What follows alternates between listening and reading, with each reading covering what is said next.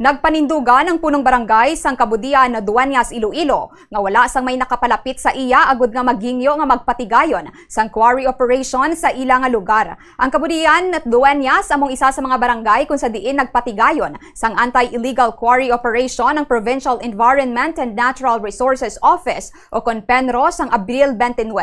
Sang among nga tion may na-recover nga mga heavy equipment kaangay sang 4 ka backhoe kag 1 ka payloader apang nakalock na kag wala na sang driver. Didto kag nagagwa ang ang impormasyon nga basi kun may nakapahibalo sa ila nga may operasyon ang Penro kag nagpahayag man ang opisina nga may mga maimpluwensya nga tawo sa likod sang quarrying. Sa interview sang Bombo Radio kay punong barangay Joel Haison, iya ginpahayag nga malayo na sa ila sa Kabudian, Dueñas ang quarrying site apang hindi pa sini makumpirma kung sakop ini sang Lambunaw o kun Kalinog. Bangod boundary na ini sang 3 ka banwa. Suno kay Haison, halin sa iya una nga termino, wala gid sang nakapangayo sang permit sa iya. May hibalo man si Haison nga may quarrying malapit sa daan nga ginaagyan sang Subao kon sa Old River apang wala siya nakahibalo nga sakop ini sang iya nga barangay. Sunod sa iya sang nag-inspeksyon ang Provincial kag Municipal Environment and Natural Resources Office,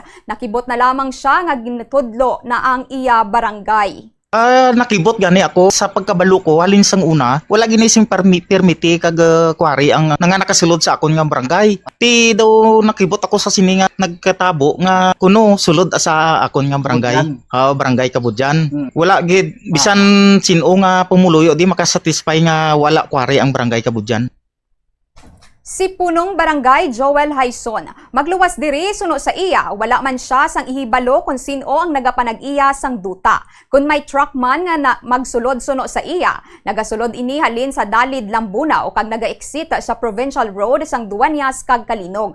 Apang wala na nagalabay pa sa Barangay Road sa ila sa Kabudian, Dueñas. Kung may mag-apply man sang permit suno sa iya, para nga makapatigayon sang quarry, ipaidalong pa ini sa maid-id nga proseso, kaangay sang public hearing, zoning kag inspection.